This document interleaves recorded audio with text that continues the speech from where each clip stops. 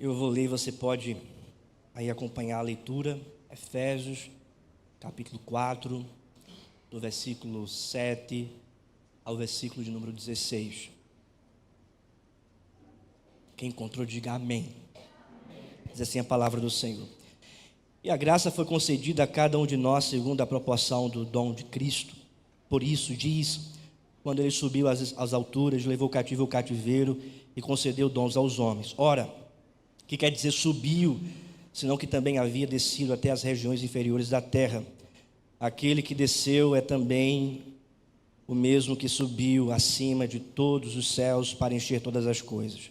Ele mesmo concedeu uns para apóstolos, outros para profetas, outros para evangelistas e outros para pastores e mestres, com vistas ao aperfeiçoamento dos santos, para o desempenho do seu serviço, para a edificação do corpo de Cristo, até que todos cheguemos à unidade da fé e do pleno conhecimento do Filho de Deus, à perfeita varonilidade, à medida da estatura da plenitude de Cristo, para que não mais sejamos como meninos, agitados de um lado para outro e levados ao redor por todo o vento de doutrina, pela artimanha dos homens, pela astúcia com que induzem ao erro, mas seguindo a verdade em amor, cresçamos em tudo naquele que é a cabeça, Cristo, de quem todo o corpo bem ajustado e consolidado, pelo auxílio de toda junta, segundo a justa cooperação de cada parte,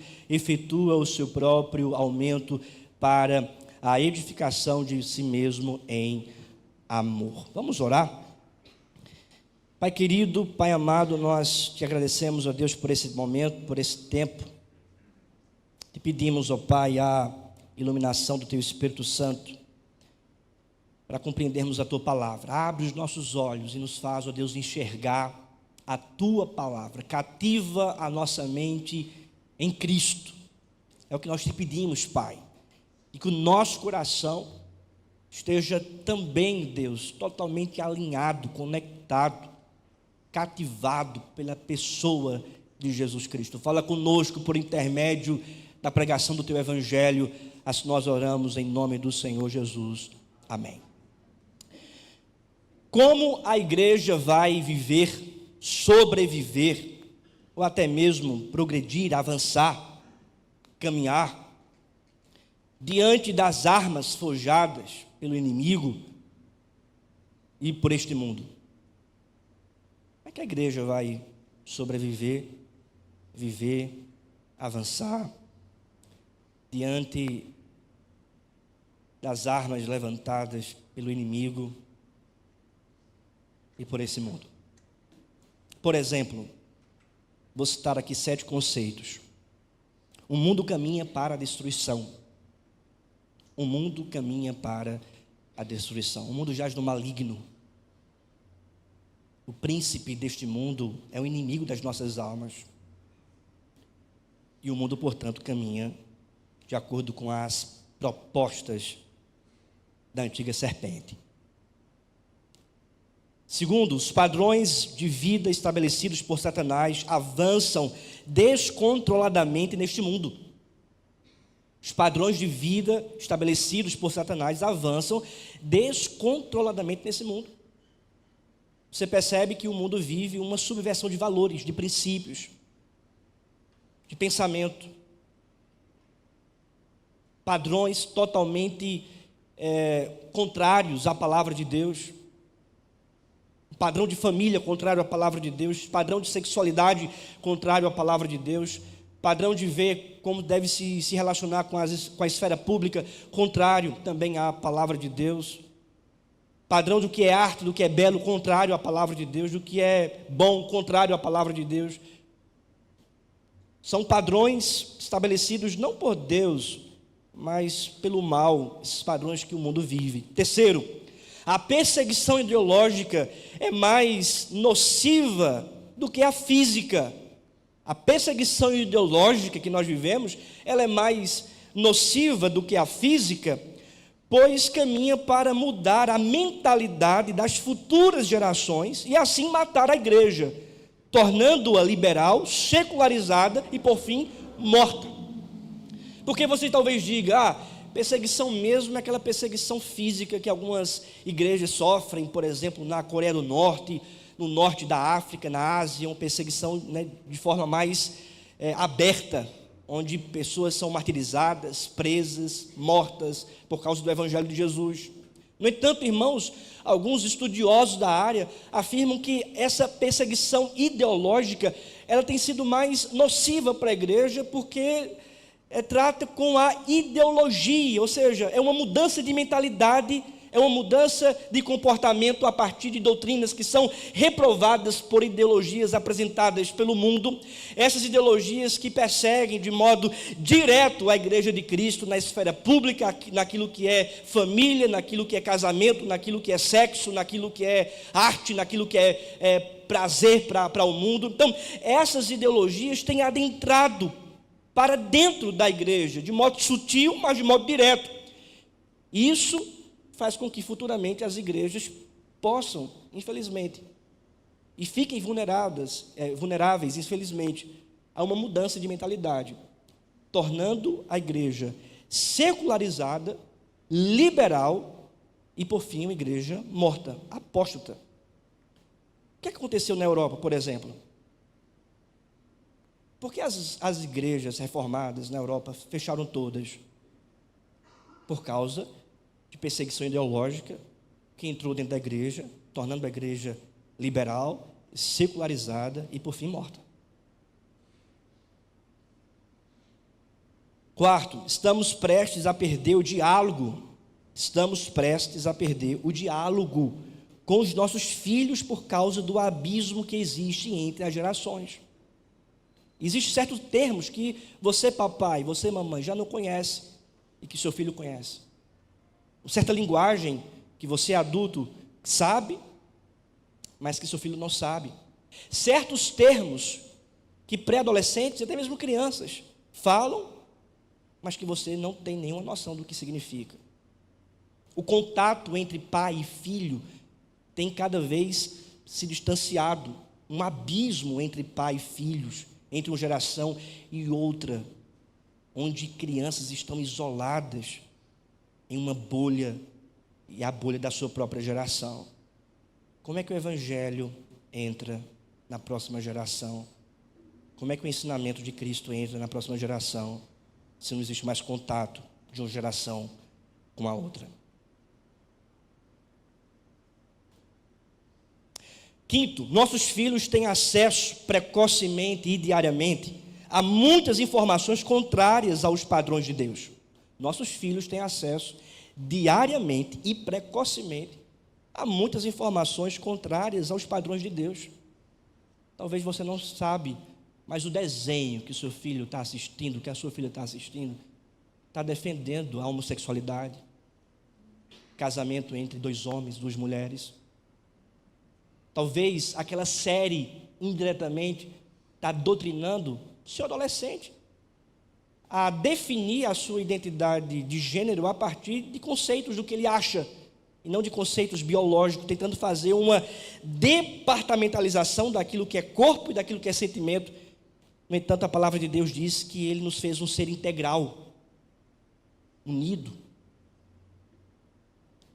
Tem muitas pessoas que estão sendo diariamente doutrinadas nos padrões contrários à vontade de Deus. O que será da igreja daqui a uns anos, da próxima geração? O que será da igreja dos nossos filhos e dos nossos netos?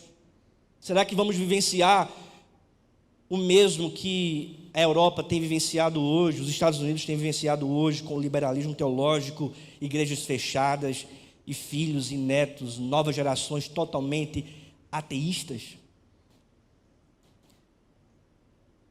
Sexto, a característica imediatista do nosso tempo ensina nossos filhos a abandonarem a oração e a meditação no Senhor.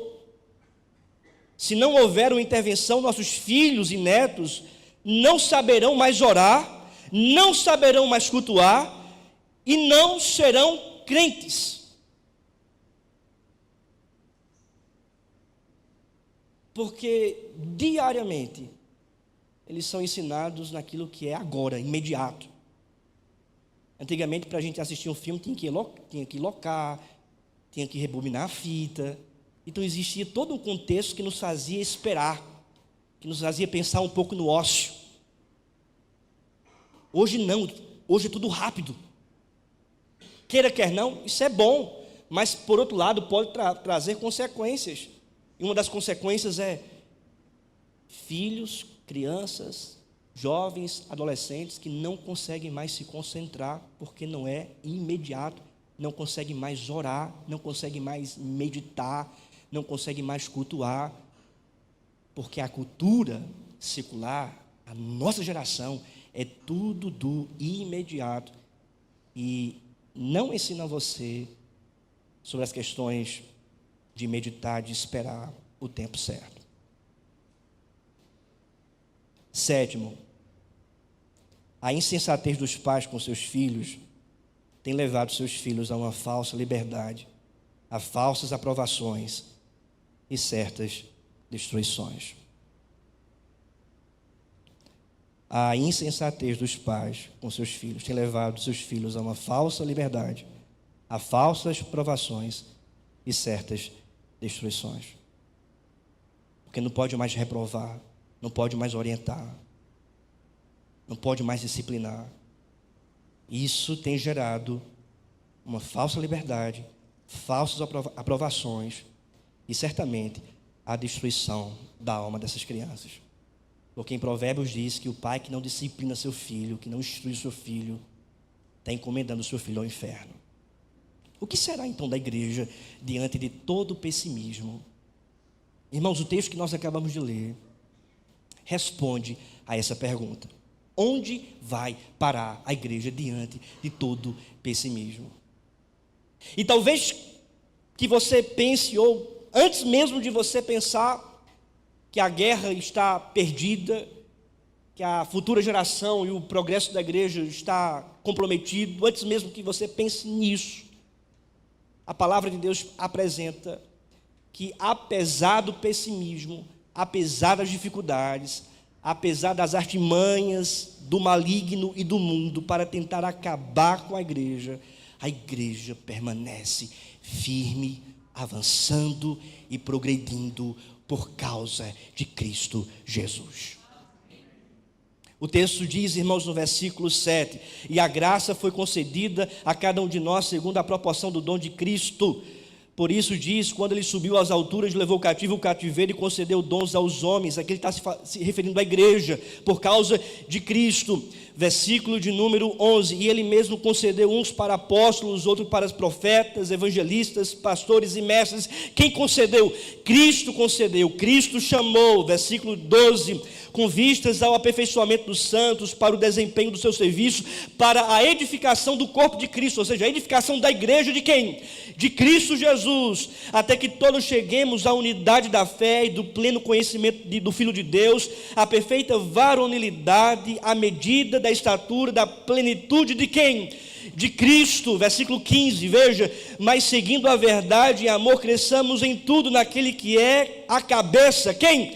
Cristo. Apesar das dificuldades que a igreja enfrenta, Cristo está com a igreja, Cristo está sustentando a igreja, Cristo está no meio da sua igreja, e a igreja vai avançar por causa de Cristo. E é sobre isso que eu gostaria de tratar nessa noite, a centralidade de Cristo no progresso da igreja. E a primeira verdade que o autor apresenta, Paulo, é que Cristo é o Redentor da igreja. A igreja vai avançar, a igreja vai progredir, a igreja vai caminhar, apesar das lutas e dificuldades desse mundo, porque Cristo é o Redentor da igreja. Veja o que diz o versículo 8, vamos ler juntos em uma só voz? Vamos lá?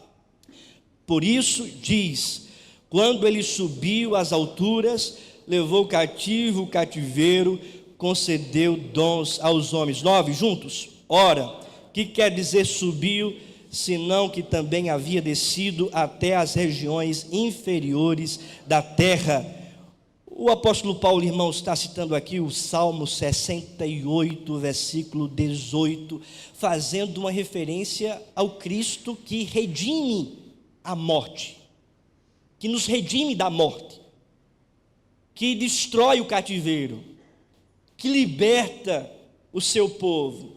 O Salmo 68, a partir do versículo 17, diz exatamente assim: subistes às alturas, levaste cativo o cativeiro, recebeste homens por dádivas, até mesmo rebeldes, para que o Senhor Deus habite no meio deles. Bendito seja o Senhor, que dia e noite leva o nosso fardo. Deus é a nossa salvação. O nosso Deus é o Deus libertador. Com Deus, o Senhor com Deus, o Senhor, está o escaparmos da morte. Sim, Deus parte a cabeça dos seus inimigos e o cabeludo o crânio do que anda nos seus próprios delitos. No versículo diz então o salmista: o nosso Deus é libertador, o nosso Deus nos tirou da morte. O apóstolo Paulo, portanto, faz uma alusão ao Salmo 68 e diz: quando ele subiu às alturas, levou cativo o cativeiro e concedeu dons aos homens. O que é que o apóstolo Paulo está pensando aqui? Pensando imediatamente no Salmo 68, versículo 18, que ele subiu e levou cativo a morte. Certamente a mente de Paulo, aqui explicando o texto do Salmo 68, se refere ao próprio Cristo, que ele foi crucificado, mas ao terceiro dia ele ressuscitou, ele venceu a morte, ele subiu aos céus. Veja então a linguagem de Paulo no versículo 9. Ora, o que quer dizer subiu, se não também havia descido até as regiões inferiores da terra? Aquele que desceu é também o mesmo que subiu acima de todos os céus. Isto é, o apóstolo Paulo está descrevendo a obra do Senhor Jesus Cristo, aquele que veio e desceu até as regiões inferiores da terra, ou seja, ele desceu até o lamaçal das consequências do pecado da humanidade. Ele foi crucificado, não somente isso, ele foi sepultado, ele desceu à sepultura por causa dos nossos pecados, ele foi até as regiões inferiores da terra. Lembra daquilo que o apóstolo Paulo falou em Filipenses capítulo de número 2, que ele, mesmo sendo Deus glorioso, não assumiu a forma de Deus, assim mesmo se esvaziou, assumiu a forma de homem, semelhante a nós, e foi obediente até a morte e morte de cruz. Como também sobremaneira Deus o exaltou. Mas primeiramente ele desce, ele se humilha, ele vem a esse mundo, ele nos representa em nossas dores, ele nos representa na sua cruz, na sua morte, ele nos representa na sepultura, morrendo pelos nossos pecados. Ele vai até essa humilhação de ser sepultado pelos nossos pecados, mas também ele sobe. Ao terceiro dia ele ressuscita, ele ressuscitou, ele venceu a morte, ele venceu a sepultura, ele foi assunto aos céus, ele subiu, foi glorificado pelo Pai, está à destra de Deus. Ele está, portanto, o apóstolo Paulo descrevendo a obra da nossa redenção. Levou cativo o cativeiro, ou seja, nós estávamos presos em nossos delitos e pecados, estávamos presos a Satanás, presos à morte eterna, mas ele veio, ele desceu, ele morreu pelos nossos pecados para vencer a morte, para levar cativa a morte e nos libertar e nos redimir. É a linguagem que descreve a libertação do povo do Egito em Êxodo capítulo 3, versículos 7 e 8.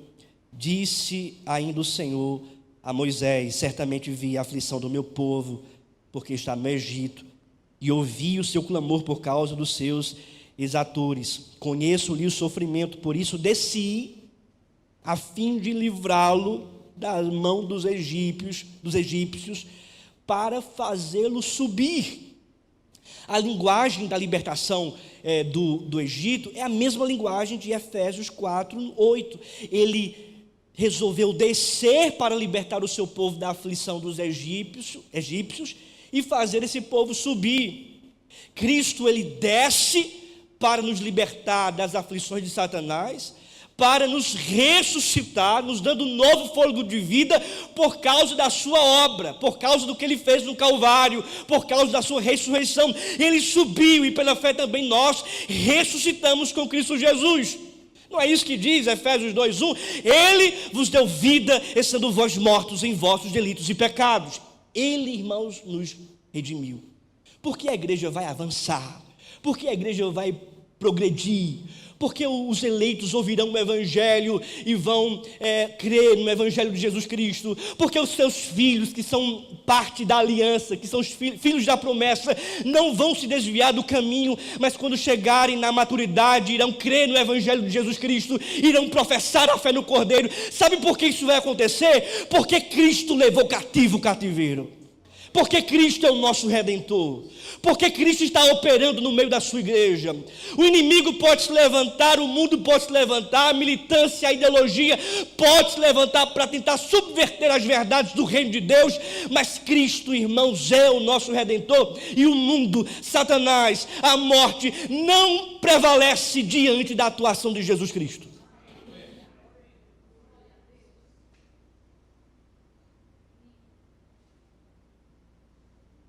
Talvez você pense na perspectiva mundana ou humana. Está difícil.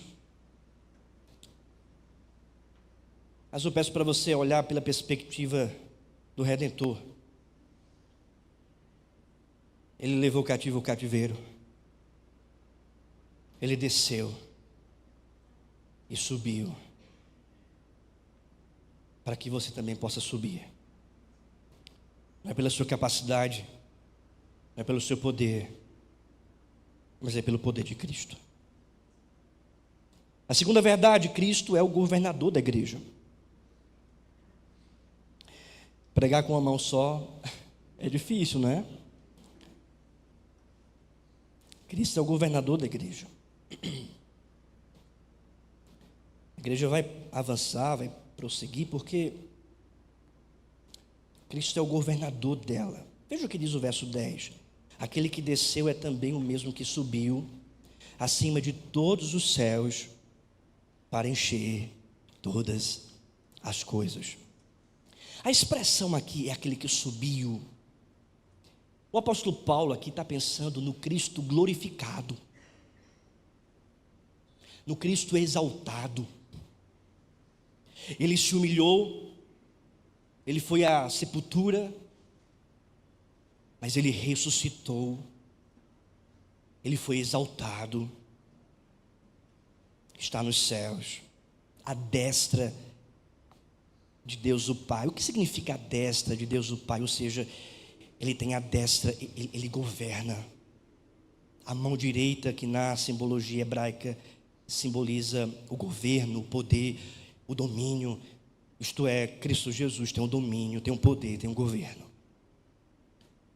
E o texto conclui no versículo 10 ainda dizendo, para encher todas as coisas. Essa expressão aqui, encher, ela significa literalmente completar todas as coisas.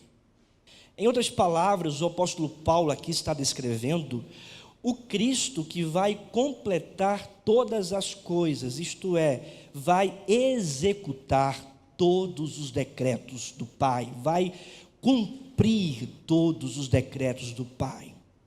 O mundo não pode ir contra o planejamento de Deus, porque Cristo vai completar todas as coisas. Satanás não pode tentar abafar o avanço dos decretos de Deus, da igreja, do reino dele, porque Cristo vai cumprir todas as coisas, vai completar todas as coisas, vai consumir todas as coisas.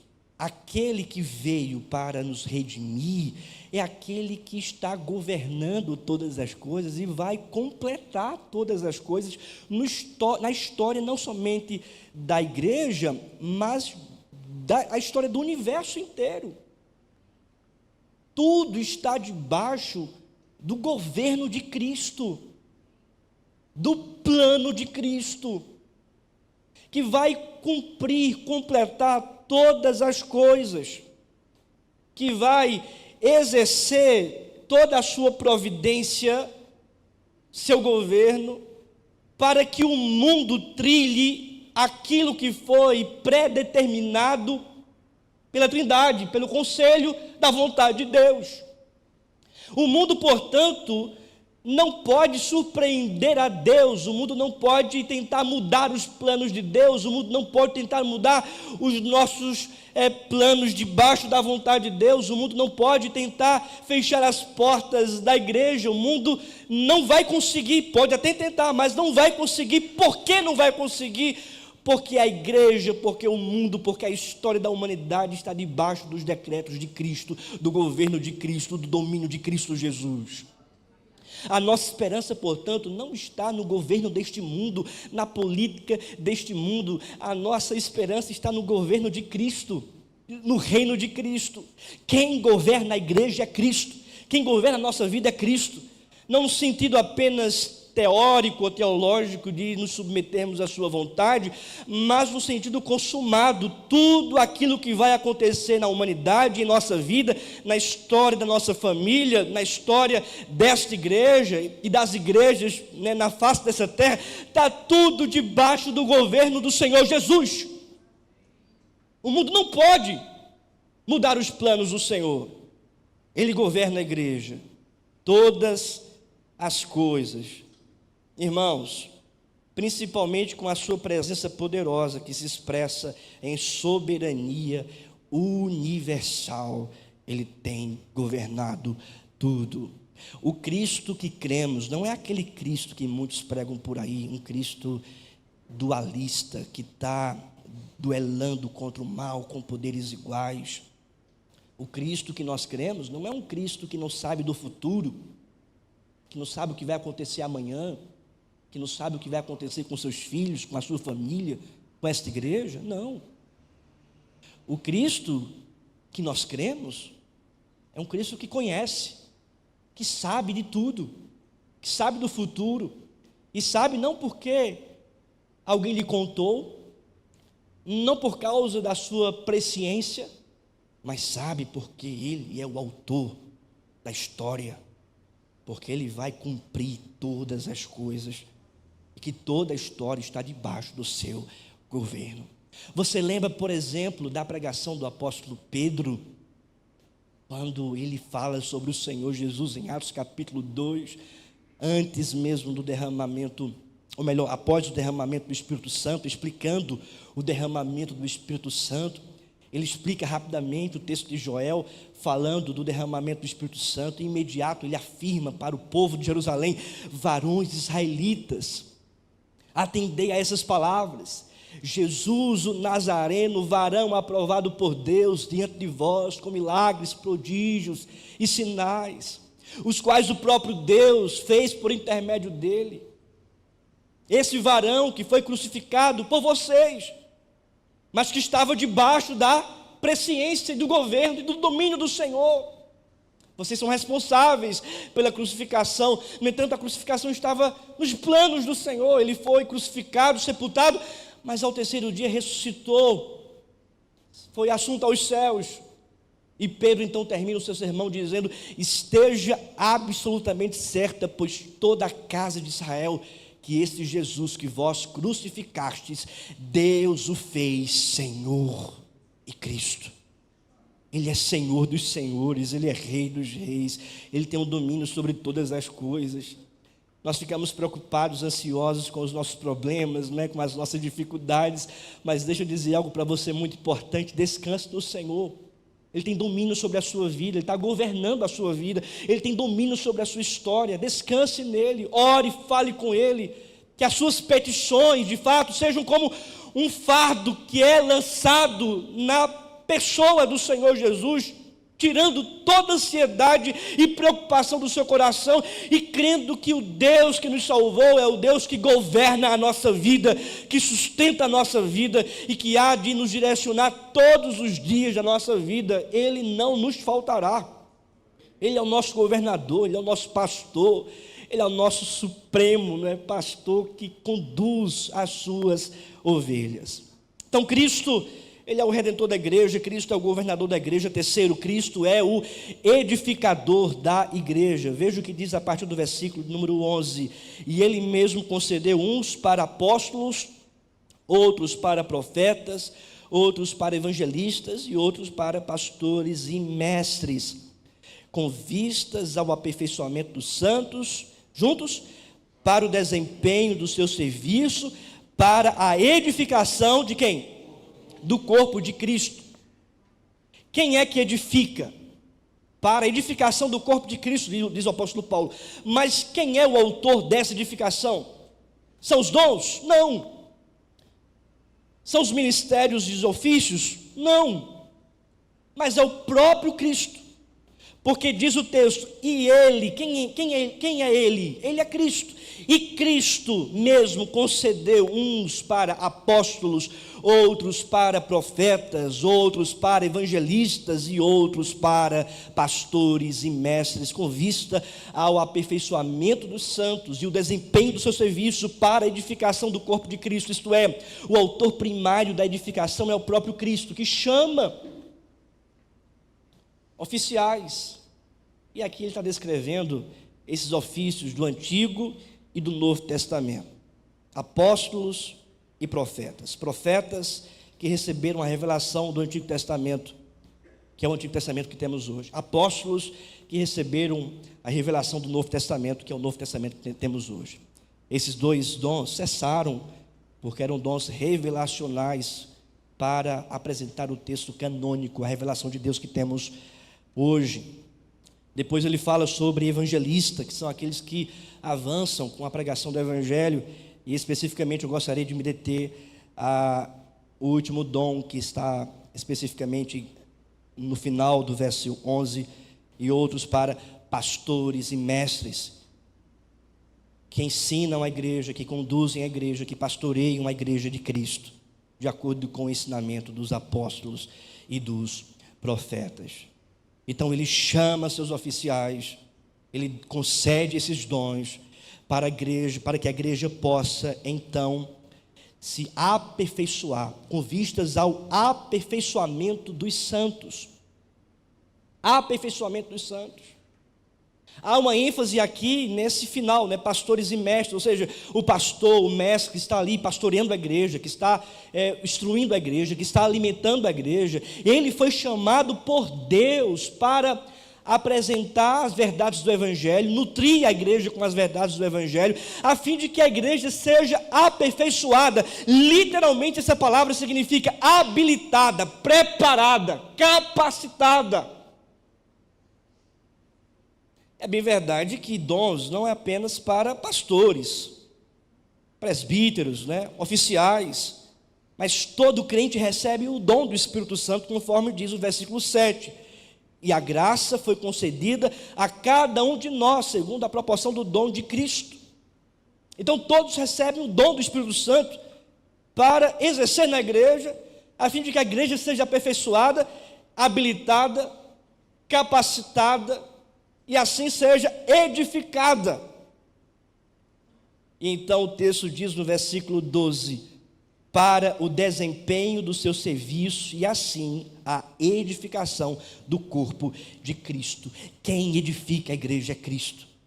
É Cristo que chama pastores, que chama presbíteros, missionários, para ensinar a igreja, para instruir a igreja com vista nesse aperfeiçoamento, com vista nessa capacitação. É o próprio Cristo que concede dons, presentes. A palavra literalmente é presente, é dádiva, presente que Deus concedeu para você exercer no corpo dele, na igreja dele, no reino dele, e assim outros também serão edificados, instruídos, capacitados por aquilo que Deus te concedeu. Não exercer, não praticar o presente, o dom que Deus te concedeu, é uma espécie de rebeldia à dádiva do Senhor. Se envolva na igreja. Veja, o final ele diz para o desempenho do seu serviço, então, a edificação. Ele concedeu dons, uma variedade de dons, com vistas ao aperfeiçoamento dos santos, para o desempenho do seu serviço, para a edificação do corpo de Cristo. Qual a finalidade de tudo isso? Gostaria de apresentar algumas. Primeira, unidade. Segundo, conhecimento. Terceiro, maturidade espiritual. Quarto, estabilidade. E quinto, testemunho. Então veja, primeiro, unidade, versículo 13. Vamos ler juntos? Até que todos cheguemos à unidade da fé e do pleno conhecimento do Filho de Deus. Ou seja, nós seremos edificados pelos dons concedidos por Cristo à igreja, para que a gente viva em unidade, para que a gente tenha união, para que a gente caminhe no mesmo propósito, na mesma direção, na mesma visão, para que a gente possa auxiliar uns aos outros, confortar uns aos outros, pastorear uns aos outros, aconselhar uns aos outros, mutuamente. Unidade, com vistas também ao conhecimento do Filho de Deus. Ou seja, o apóstolo Paulo está afirmando: vocês precisam conhecer de Cristo, vocês precisam conhecer do Filho de Deus, vocês precisam conhecer do Evangelho. Não é conhecer de psicologia, não é conhecer de história, de sociologia, de medicina ou qualquer outra ciência do mundo. Não que essas ciências não sejam boas, são. Mas o púlpito é para falar de Cristo, a igreja é para falar de Cristo, a igreja é para anunciar Jesus Cristo. O púlpito não pode ser substituído por uma outra forma de conteúdo ou outra forma de apresentar coisas deste mundo. O púlpito tem que falar do Evangelho, tem que falar de Cristo, tem que falar do eterno, da sabedoria, para que vocês conheçam quem? Moisés, Davi, Sansão, para que vocês conheçam a moralidade de homens bons, para que vocês vejam a instrução. Não, para que vocês conheçam o Filho, isto é, conheçam a redenção, a salvação, a graça, a sabedoria. Certa vez um pastor famoso, conhecido na história, disse: eu vou me contentar a pregar somente Cristo, porque Cristo é infinito e não faltará assunto para mim. Pregar a pessoa de Cristo, a obra de Cristo, o conselho de Cristo, o ensino de Cristo, as verdades de Cristo, a redenção de Cristo. Ler as páginas do Antigo Testamento e compreender a redenção, como o Espírito Santo estava tecendo, até mesmo no Êxodo, quando Deus disse para Moisés: eu vou descer a fim de que o meu povo suba. E você vê no Evangelho Cristo descendo e fazendo o seu povo subir, libertando o povo da morte. É tudo sobre Cristo, tudo sobre o Evangelho, sobre a redenção. Nada mais que Cristo. É Cristo o tempo todo, do início ao fim. Conhecer quem? Conhecer Cristo. E então chegamos à maturidade, porque perceba o que diz o texto: conhecimento do Filho de Deus, a perfeita varonilidade, a medida da estatura, da plenitude de Cristo, para que a gente possa ter maturidade espiritual, para que a gente possa crescer espiritualmente, chegar a essa estatura plena de Cristo. Paulo já tinha orado sobre a plenitude do Espírito Santo. Paulo já tinha falado sobre isso. Em sua oração, no capítulo anterior, ele diz no versículo 19: e conhecer o amor de Cristo, que excede todo entendimento, para que sejais tomados de toda a plenitude de Deus. Então ele quer que a gente tenha unidade, conheça Cristo, para que a gente seja pleno nele, cheio dele, maturidade espiritual. Será que as pessoas poderão um dia olhar para você e dizer: você se parece muito com Jesus, você tem o cheiro de Cristo? Quando você saiu daqui, a sensação que a gente tinha foi: Cristo saiu do nosso meio. Um homem de Cristo, uma mulher de Cristo, um servo de Jesus, uma serva de Jesus.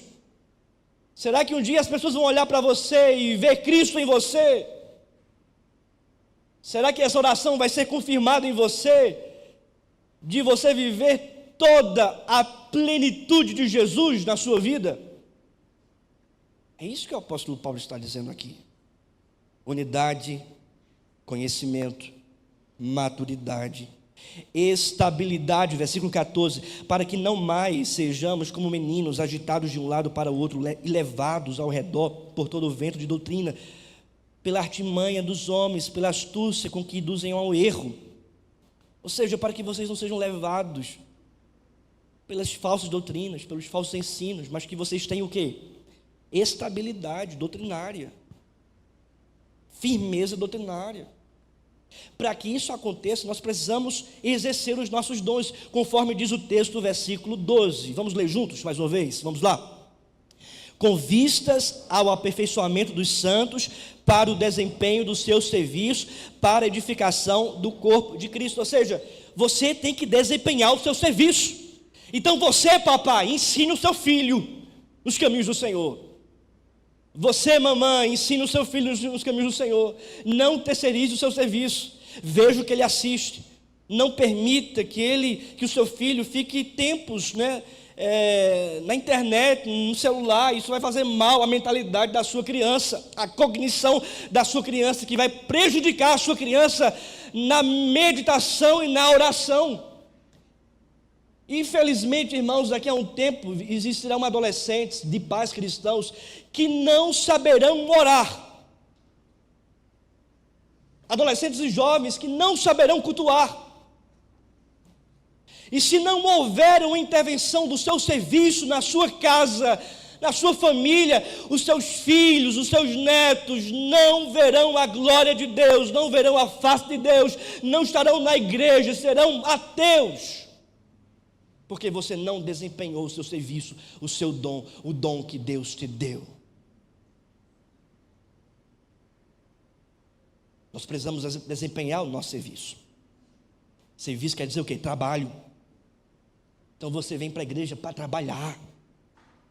Você vem para a igreja para servir. Você não vem para a igreja para ser servido. Olhe para mim aqui, irmãos. Igreja não é cinema. Tem gente que acha, pastor, que igreja é cinema. É tudo voltado para o serviço dela. Não pode ser constrangido, não pode ser constrangida. Tem que tudo estar perfeito, o clima tem que estar perfeito. O áudio tem que estar perfeito, o som tem que estar perfeito. Não pode ter nenhum ruído, nenhuma zoada. Só falta a pipoca, a coca. E ainda querem refil. Não é?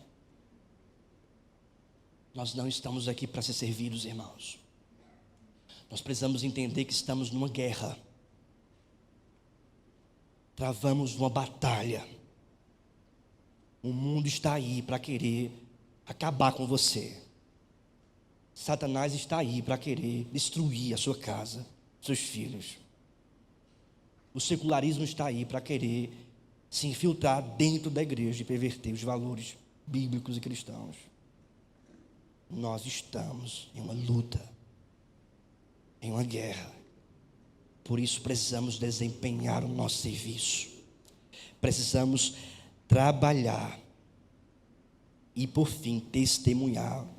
É o que diz o versículo 15. Mas, seguindo a verdade em amor, cresçamos em tudo naquele que é o cabeça Cristo. A verdade em amor. Seguindo a verdade em amor. Esse seguindo aqui significa andando, literalmente, agindo, praticando. Testemunho. Então, irmãos, a edificação acontece por causa de Cristo, para a nossa unidade, o nosso conhecimento, a nossa maturidade, estabilidade, testemunho, andar com Cristo. Porque a igreja vai avançar? Primeiro, lembre, Cristo é o redentor da igreja. Porque a igreja vai avançar? Lembre. Segundo, Cristo é o governador da igreja. Porque a igreja vai avançar? Terceiro, Cristo é o edificador da igreja. E por que a igreja vai avançar? Quarto, Cristo é o poder da igreja. Porque eu disse que nós estamos travando a batalha, uma luta. Temos que servir, temos que trabalhar, mas repousa sobre nós uma segurança, um poder, uma verdade, que está aí no versículo 15 e 16. Vamos ler juntos em uma só voz? Mas, seguindo a verdade em amor, cresçamos em tudo naquele que é a cabeça, Cristo, de quem todo o corpo, bem ajustado e consolidado pelo auxílio de toda junta, segundo a justa cooperação de cada parte, efetua o seu próprio aumento para a edificação de si mesmo em amor. Cristo, Ele é o edificador que está construindo, a igreja, mas Ele também é o poder da igreja, o poder para a igreja. Esse poder para a igreja ser equipada, amadurecida, não está nos méritos dos crentes, nem nos líderes, nem na estrutura da igreja, mas em Cristo. O corpo recebe poder à medida que cresce em Cristo, porque o texto diz: mas seguindo a verdade em amor, cresçamos em quem? Em tudo naquele que é a cabeça, quem? Cristo. Então a gente cresce fundamentado em quem? Em Cristo. Qual é o poder que faz com que a igreja cresça, que faz com que a igreja avance, que faça com que a igreja possa de fato progredir? O poder se chama Jesus Cristo.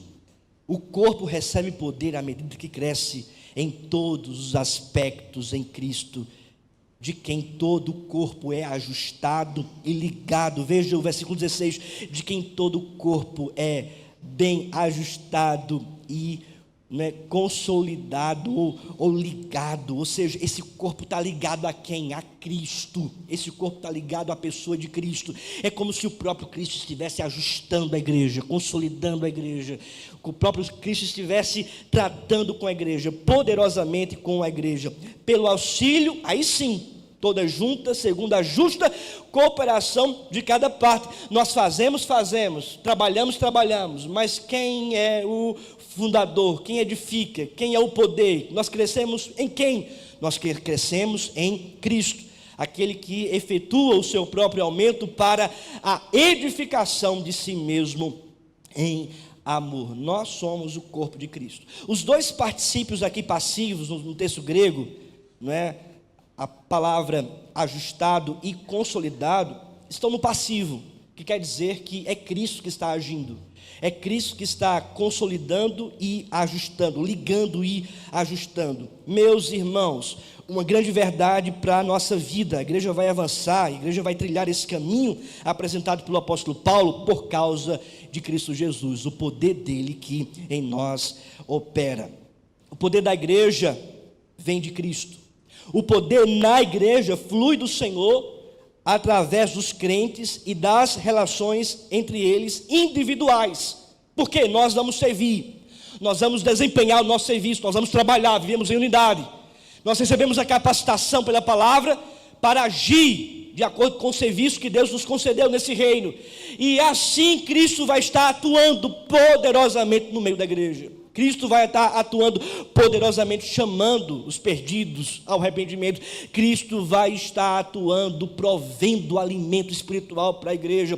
Cristo vai estar atuando em todos os aspectos da igreja, para que em tudo nele a gente possa crescer, a gente possa avançar. Eu concluo esse sermão fazendo a pergunta: aonde vai parar a igreja? Diante de todo o pessimismo deste mundo, aonde a igreja vai parar? Aonde a igreja vai parar? Meu querido irmão, a igreja não vai parar. Cristo é o redentor da igreja, é o governador da igreja, é o edificador da igreja e é o poder da igreja. A igreja não vai parar, ela vai avançar no reino de Deus. Fiquemos de pé e vamos orar.